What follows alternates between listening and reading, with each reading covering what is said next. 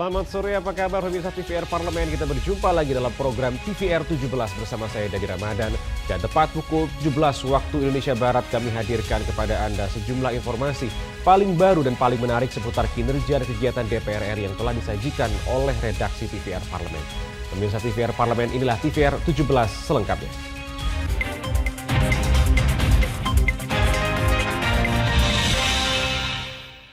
DPR RI mempertanyakan sumber anggaran dari kebijakan subsidi kendaraan listrik baru dan konversi yang dinilai melibatkan berbagai sektor dan lintas kementerian. Komisi 7 DPR RI mempertanyakan sumber dana sebesar 7 triliun rupiah yang akan digelontorkan pemerintah untuk mensubsidi kendaraan listrik baru dan konversi kepada masyarakat. Diberlakukan mulai 20 Maret lalu, masyarakat penerima subsidi hingga infrastruktur pengisian bahan bakar juga masih menjadi pertanyaan. Pemerintah melalui Kementerian Keuangan telah mengucurkan 7 triliun rupiah atau 7 juta rupiah per unit sepeda motor listrik untuk mensubsidi kendaraan listrik baru atau konversi. Anggota Komisi 7 DPR RI Mercy Christy Barens mempertanyakan sumber anggaran dari kebijakan ini. Pasalnya, transisi ini melibatkan berbagai sektor dan lintas kementerian. Insentif atau subsidi atau apapun namanya, 7 juta bagi setiap pemilik kendaraan bermotor yang ingin melakukan konversi ke motor listrik. Jika mereka ingin melakukan convert seperti itu. Nah, pertanyaan kami, sumber anggarannya dari mana? Apakah APBN ataukah sumbernya dari mana? Ini kita harus bicarakan. Dan ini lintas kementerian. Kementerian SDM, tadi kita mendapatkan informasi juga harus dikoordinasikan lagi dengan Menko Marves, dengan Menteri Keuangan dan seterusnya. Lebih lanjut, anggota Komisi 7 DPR RI Diah Nurwitasari mendorong pemerintah khususnya Kementerian ESDM untuk melakukan kajian mendalam terkait sumber pembiayaan masyarakat yang menjadi sasaran subsidi, kesiapan sumber energi listrik, hingga ketersediaan infrastruktur pengisian bahan bakar listrik. Yang pertama dari sumber anggaran. Subsidi ini dari mana? Karena Komisi 7 belum pernah membahasnya ini secara khusus tentang subsidi ini dari mana gitu ya nanti untuk anggaran tersebut. Yang kedua, siapa nanti yang akan bisa mengakses pada kendaraan ini. Yang kami juga tanyakan lebih dalam adalah sejauh mana kajian tersebut sudah dilakukan oleh Kementerian ESDM dibandingkan dengan kan tidak hanya sepeda motor listrik yang dikembangkan. Pertamina Gas Negara misalnya juga mengembangkan sepeda motor berbahan bakar gas. Helmi dan Akbar, TVR Parlemen, melaporkan. Ketua DPR RI Dr. Honoris Causa Puan Maharani berharap kerukunan antar umat di Kota Singkawang dapat menjadi contoh bagi daerah-daerah lain yang dinilai mencegah terpecah belahnya masyarakat. Ketua DPR RI Dr. Honoris Causa Puan Maharani meminta seluruh masyarakat Kota Singkawang untuk terus menjaga toleransi antar umat beragama maupun etnis, serta mempertahankan predikat Kota Singkawang sebagai kota paling toleran di Indonesia. Dalam kunjungan kerja ke Kalimantan Barat, Puan Maharani menggelar dialog dengan warga lintas etnis di Wihara Tridharma Bumi Raya Kulor, Kota Singkawang. Sebanyak 3.000 warga hadir dalam pertemuan tersebut, masing-masing berasal dari etnis Dayak, Tionghoa, dan Melayu. Dicatat sebagai kota paling toleran di Indonesia, Puan mengajak masyarakat Kota Singkawang untuk terus mempertahankan toleransi antar umat serta menjaga persatuan dan kesatuan. Kerukunan antar umat di Kota Singkawang ini diharapkan dapat menjadi contoh bagi daerah-daerah lain agar masyarakat tidak mudah dipecah belah. Ya ini Singkawang. Toleransi beragama, toleransi suku, dan lain-lainnya itu di sini alhamdulillah bisa berjalan. Jadi jangan sampai hal yang sudah indah ini, yang sudah nyaman ini, kemudian kita dipecah belah atau terpecah-pecah hanya karena rasa egois atau rasa bisa kita itu menyatu atau menyatakan diri kita itu sebagai orang Indonesia. Kita ini semua orang Indonesia dari manapun suku kita berada atau berasal. Puan juga memberikan sejumlah bantuan kepada para warga, di antaranya bantuan bibit tani, penyerahan sertifikat tanah PTSL, dan bantuan untuk Badan Pemadam Kebakaran Swasta atau BPKS. Selain itu, Puan menyebut DPR RI bersama mitra kerjanya akan menindaklanjuti berbagai aspirasi masyarakat Singkawang dan sekitarnya. Dari Singkawang, Kalimantan Barat, Tim Liputan TVR Parlemen melaporkan.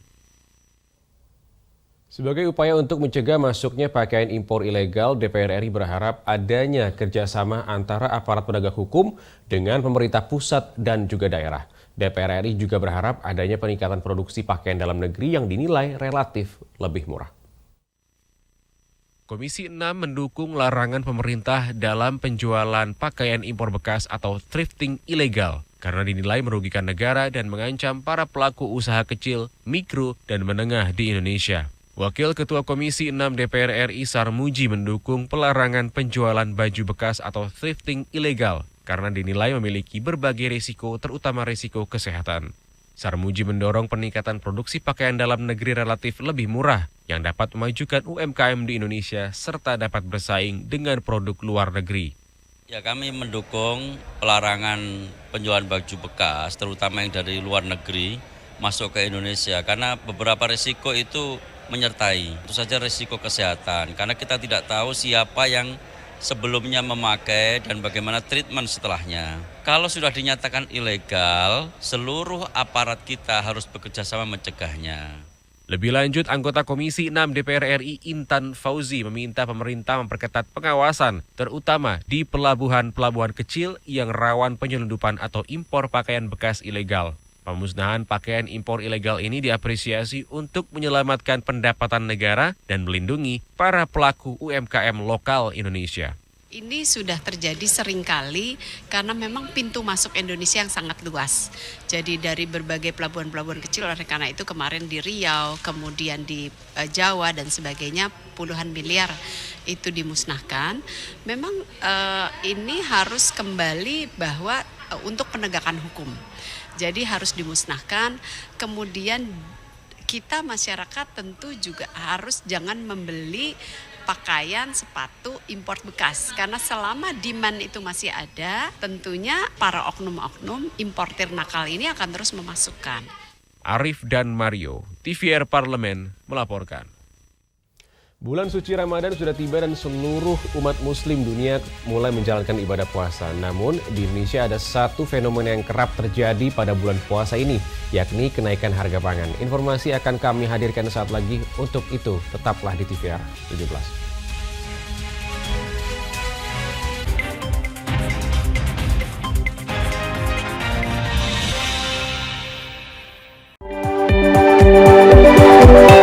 Perempuan Parlemen mengungkap sisi kehidupan pribadi anggota DPR RI.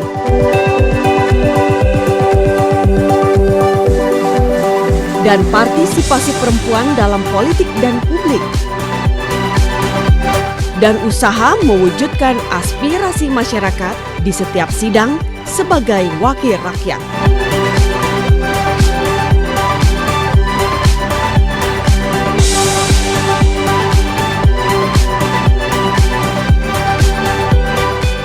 Keseharian dalam keluarga. Jangan lewatkan Perempuan Parlemen.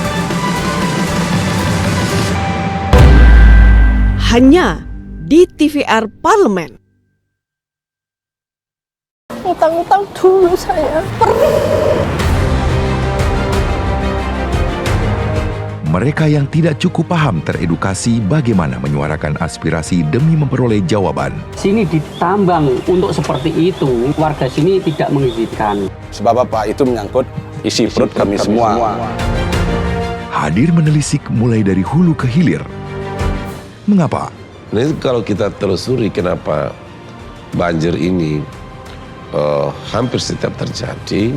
Hingga menemukan apa yang belum terkuak secara nyata. Kan kabeh niku sedulur, Pak. Nek kula ngrencangi mriki, mesti mriki gelo, nek kula ngrencangi mriki mesti mriki gelo. Nggih kedah adil wae, Pak, tengah-tengah. Menghadirkan peran anggota DPR RI demi mendapatkan solusi. Saksikan Suara Dapil, Senin sampai Jumat pukul 10 waktu Indonesia Barat, hanya di TVR Parlemen. DPR RI memiliki fungsi diplomasi dalam menjalankan politik luar negeri sesuai dengan pasal 116 Undang-Undang MD3. Kontribusi aktif BKSAP DPR RI memainkan peranan penting dalam memenangkan persaingan global melalui IPU, IPA, IPPF, IPA, dan PUIK. BKSAP memiliki komitmen yang tinggi dalam krisis kemanusiaan dunia. Fungsi diplomasi dijalankan untuk mendukung upaya pemerintah dalam melaksanakan politik luar negeri.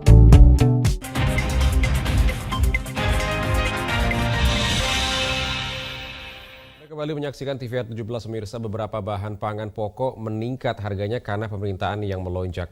Pemerintah melalui Menteri Perdagangan memastikan stok pangan aman menjelang Ramadan, namun pada kenyataannya harga pangan selalu merangkak naik. Untuk itu DPR RI berharap pemerintah membuat kebijakan guna memastikan ketersediaan stok pangan serta stabilitas harga pangan yang tidak naik. Untuk mengetahui informasi selengkapnya, mari kita simak laporan mendalam yang telah dihimpun oleh tim redaksi TVR Parlemen dalam segmen editorial Parlemen. Berikut ini.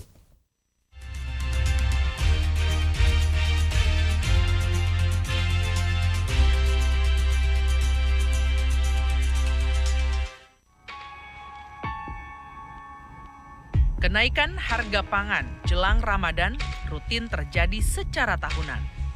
Nyaris seluruh harga komoditas pangan merangkak naik, mulai dari beras, telur, cabai, hingga minyak goreng. Menteri Perdagangan menyebut stok pangan aman menjelang Ramadan, tapi harga yang terus merangkak naik menjadi pertanyaan. Tidak tanggung-tanggung, belum memasuki Ramadan saja lonjakan harga sudah terjadi di berbagai daerah. Harga telur dicatat nyaris menyentuh angka Rp30.000. Harga cabai merah keriting naik menjadi Rp45.000 per kilogram. Sementara harga beras naik hingga Rp14.000 per kilogram. Dan harga minyak goreng bersubsidi minyak kita bahkan pernah jebol dari harga eceran tertinggi hingga ke angka Rp18.000 per liter. Tak bisa dipungkiri tata kelola pangan yang masih karut-marut merupakan faktor utama rutinitas tahunan lonjakan harga pangan. Buktinya, minyak kita yang digadang-gadang menjadi solusi dari lonjakan harga dan kelangkaan minyak goreng justru sulit ditemukan di pasaran. Kalaupun ada, harganya nyaris Rp18.000 per liter, jauh lebih tinggi di atas HET yang ditentukan, yaitu Rp14.000. Kelangkaan ini disinyalir melibatkan oknum tak bertanggung jawab yang harus ditindak tegas dan ditertibkan demi menjaga stabilitas harga dan pasokan minyak goreng di masyarakat. Tolong Bapak tertibkan, salah satu membuat HET tinggi itu karena ada produsen serakah. Produsen minyak goreng sudah menguasai lahan ratusan ribu hektar, masih nggak mau berbagi, merangkap menjadi distributor, bahkan D1, D2, bahkan pengecer minyak kita sendiri. Ini nggak benar Pak, atas nama keadilan, atas nama kebersamaan, atas nama kontrol, supaya harga terjangkau, kalau bisa itu dilarang atau minimal dibatasi. Dalam kondisi ini, pemerintah biasanya hanya menawarkan satu solusi, yaitu impor. Namun, hal yang dianggap solusi ini justru menjadi petaka besar bagi para petani. Di tengah panen raya, petani justru akan dirugikan karena harga yang anjlok akibat pemerintah mengambil kebijakan impor. Kami mengingatkan untuk teman-teman Kementerian Pertanian ya untuk fokus membantu para petani dalam memasuki masa panennya. Kali lagi menjelang Hari Raya Idul Fitri, bulan suci Ramadan ini PR kita bersama untuk memastikan bahwa stok pangan aman. Pada tahun 2021 silam, pemerintah menawarkan pembentukan Lembaga Badan Pangan Nasional atau Bappenas sebagai salah satu solusi. Tapi lembaga yang bertanggung jawab langsung kepada presiden ini pun seolah tidak berdaya menghadapi intervensi harga dan stok pangan yang diduga melibatkan mafia pangan. Kendali produksi dan kendali harga ada pada mereka sekarang ini. Mereka yang membuat cash flow-nya, membuat neraca pangannya mereka. Kita berharap agar badan pangan ini betul-betul bekerja sesuai dengan tupoksinya, agar kemudian persoalan-persoalan atau kendala-kendala yang kita hadapi pada tahun-tahun sebelumnya dengan adanya badan pangan itu bisa diselesaikan. Dari buruknya tata kelola pangan, sudah tentu masyarakat dan petani yang menjadi korban. Masyarakat harus merogoh kocek lebih dalam. Sementara petani harus merugi setelah berbulan-bulan menanam. Sudah seharusnya solusi dibuat bukan hanya untuk menekan harga di level mikro. Solusi seharusnya diberikan secara komprehensif dan jangka panjang. Bila perlu, pemerintah harus membuat blueprint kebijakan pangan untuk beberapa dekade ke depan. Secara khusus petani sebagai pemasok utama bahan pangan masyarakat seharusnya dapat perhatian lebih. Pemerintah perlu mengambil langkah intervensi dalam menekan harga produksi petani. Nah, ketika biaya produksi mereka bisa tekan, ya otomatis kan mau harga range berapapun di level masyarakat, petani tetap sejahtera, masyarakat juga tetap diuntungkan. Ya kita nggak bisa berpatokan bagaimana harga begitu di atas, kemudian masuk impor. Itu kan sama saja mematikan petani. Diprediksi, harga pangan akan terus merangkak naik seiring meningkatnya permintaan di bulan Ramadan dan menjelang Hari Raya Idul Fitri pada April mendatang. Untuk itu, pemerintah harus mengerahkan seluruh upaya untuk mengendalikan harga dan menjamin ketersediaan pangan bagi masyarakat.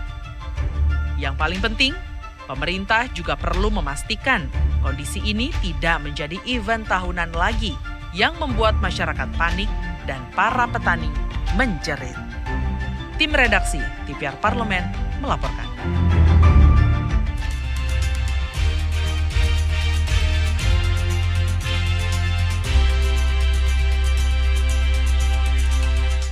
DPR RI mengesahkan Peri Warjio untuk kembali menjabat sebagai Gubernur Bank Indonesia periode 2023-2028. Saksikan informasi selengkapnya. Untuk itu jangan kemana-mana, tetaplah bersama kami di TVR 17.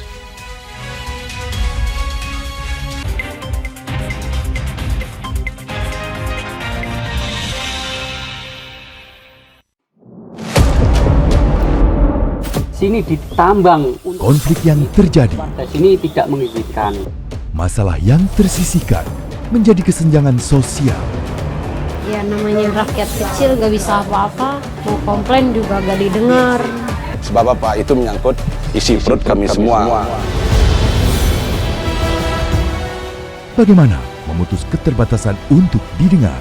Jadi kalau misalnya masyarakat sudah merasa tidak lagi ada yang memperjuangkan aspirasinya, maka masyarakat memang sangat berhak untuk meminta dewan yang mewakili mereka di parlemen. Kami menyusuri batas-batas peristiwa, mengurai berbagai polemik yang terjadi, meluruhkan suara-suara marginal, menjadi nyata dalam setiap aspirasi, melaksanakan tugasnya sebagai wakil rakyat. Saksikan aksi Dewan segera hanya di TVR Parlemen.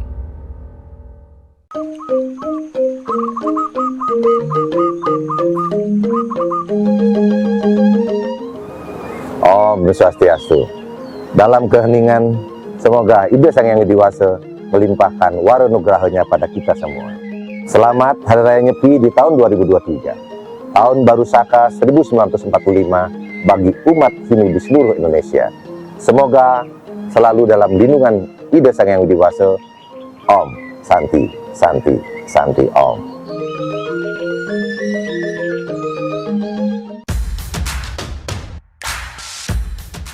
Berada di organisasi yang memperjuangkan kaum buruh, ini menjadi langkah awalnya untuk bisa bersuara dan berani mengambil langkah untuk berjuang. Kaum buruh Indonesia sampai hari ini masih sebatas memperjuangkan perut.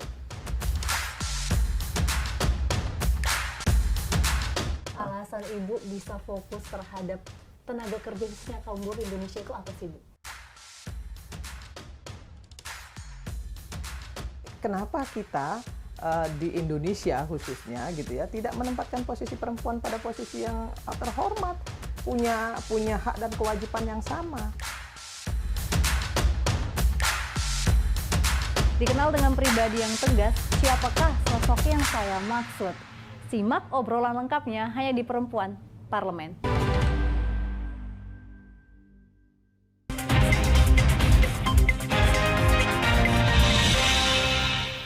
Terima kasih pemirsa, Anda masih menyaksikan TVR 17. Dalam sidang paripurna 21 Maret lalu, DPR RI resmi mengesahkan Peri Warjio sebagai Gubernur Bank Indonesia periode 2023-2028 setelah sebelumnya Komisi 11 melaksanakan fit and proper test.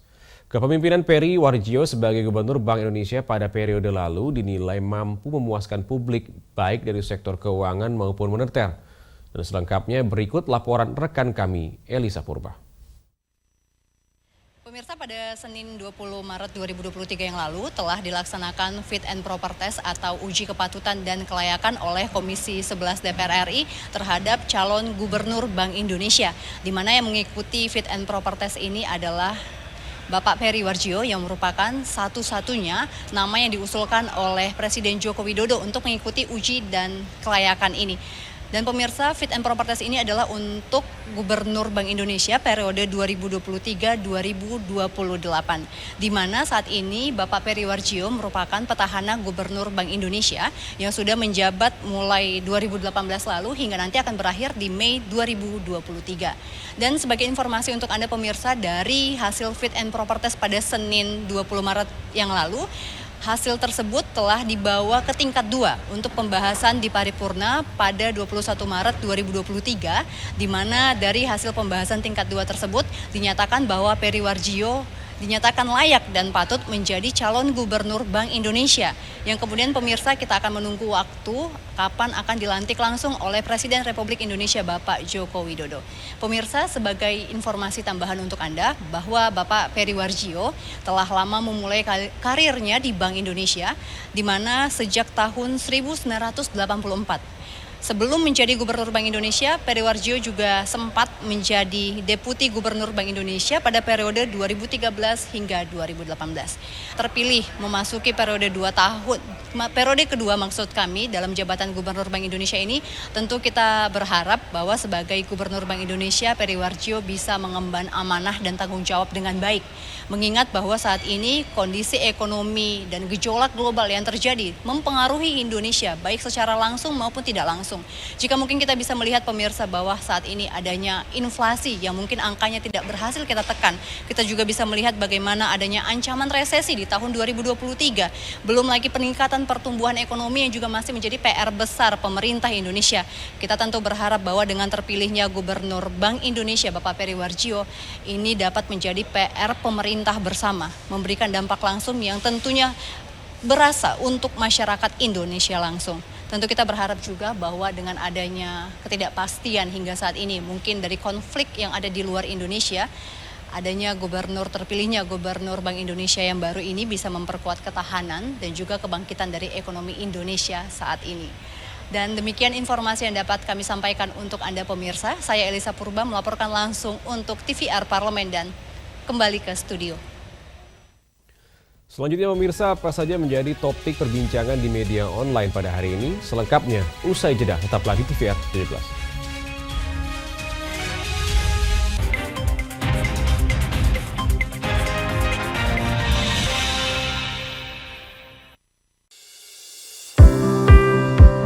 Mengenal tugas dan fungsi DPR RI. Dewan Perwakilan Rakyat atau DPR adalah lembaga negara yang mewakili aspirasi rakyat. Kehadiran DPR RI merupakan salah satu bukti bahwa Indonesia merupakan negara demokrasi. Sebagai salah satu lembaga perwakilan rakyat, apa saja tugas dan fungsi yang diemban DPR RI?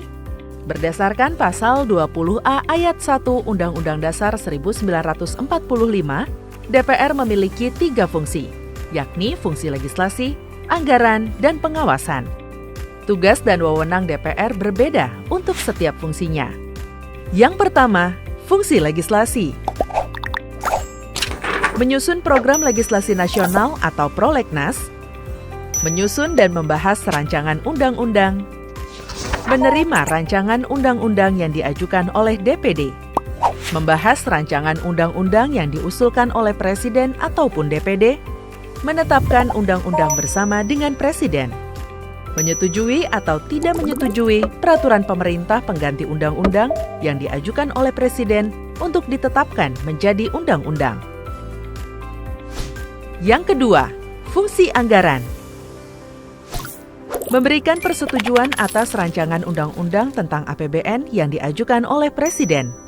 Memberikan persetujuan terhadap pemindahntanganan aset negara maupun terhadap perjanjian yang berdampak luas bagi kehidupan rakyat yang terkait dengan beban keuangan negara. Menindaklanjuti hasil pemeriksaan atas pengelolaan dan tanggung jawab keuangan negara yang disampaikan oleh BPK. Memperhatikan pertimbangan DPD atas rancangan undang-undang tentang APBN dan rancangan undang-undang terkait pajak, pendidikan, dan agama. Yang ketiga, fungsi pengawasan. Fungsi pengawasan, DPR bertugas melakukan pengawasan terhadap pelaksanaan undang-undang APBN dan kebijakan pemerintah, serta membahas dan menindaklanjuti hasil pengawasan yang disampaikan oleh DPD. Demikian penjelasan tentang tugas dan fungsi DPR menurut undang-undang. Informasi ini dipersembahkan oleh TV dan Radio Parlemen, Biro Pemberitaan Parlemen, dan Sekretariat Jenderal DPR RI.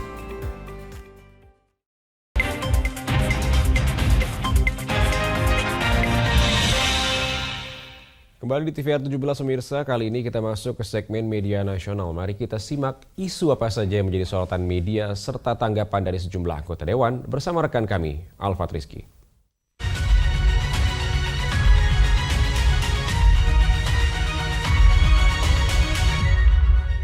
Baik, terima kasih Dadi dan pemirsa TVR Parlemen dimanapun Anda berada. Mari kita awali headline media online pada sore hari ini dari berita pertama yang menjadi headline di media online, yaitu RUU PPRT disahkan jadi usul inisiatif DPR RI. Pemirsa, dapat Anda saksikan di sini di layar kaca Anda, DPR RI telah mengesahkan rancangan Undang-Undang Perlindungan Pekerja Rumah Tangga atau RUU PPRT sebagai RUU inisiatif DPR dalam rapat paripurna yang digelar Selasa 21 Maret lalu. Persetujuan itu ditandai dengan ketokan palu sidang dari Puan yang disambut tepukan tangan meriah dari anggota DPR RI dan juga perwakilan aktivis serta PRT. Hadir diantaranya dari JALA atau Jaringan Nasional Advokasi PRT, SPRT atau Serikat Pekerja Rumah Tangga, Sapulidi KPI Perempuan Mahardika, dan juga Rumpun Gema Perempuan atau RGP, Mitra IMADE, dan Institut Sarinah yang ikut memantau jalannya rapat paripurna. Pemirsa, atas keputusan tersebut, Ketua DPR RI Dr. Honoris Causa Puan Maharani mendapat berbagai apresiasi, termasuk dari kelompok perwakilan PRT.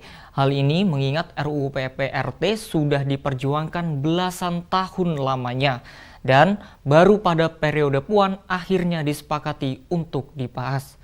Dan pemirsa, mari kita beralih ke informasi selanjutnya yang juga menjadi headline di media online, yaitu Komisi 3 DPR RI akan mempertemukan PPATK, Menkeu, dan Menko Polhukam. Pemirsa, mari kita lihat kembali di sini layar kaca Anda. Komisi 3 DPR RI dipimpin oleh Wakil Ketua Komisi 3 DPR RI Ahmad Sahroni menggelar rapat kerja bersama PPATK untuk membahas transaksi janggal yang sempat disebut terjadi di lingkungan Kementerian Keuangan pada Selasa 21 Maret lalu. Rapat ini berlanjut dengan memanggil Menteri Koordinator Politik Hukum dan Keamanan atau Menko Polhukam Mahfud MD.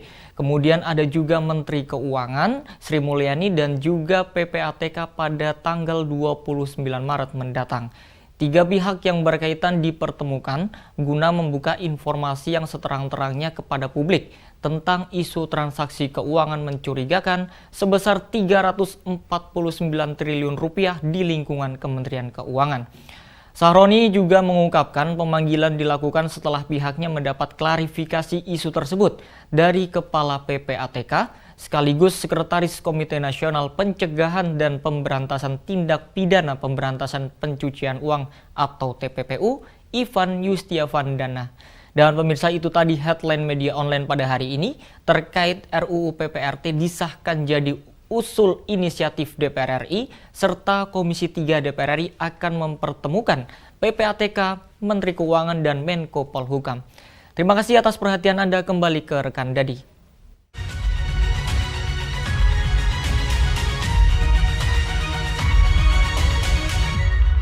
Baik, terima kasih rekan Alfat yang telah menyampaikan sejumlah sorotan dari media online nasional pada hari ini. Dan pemirsa TVR Parlemen segmen media online tadi sekaligus menutup program TVR 17 edisi sore hari ini.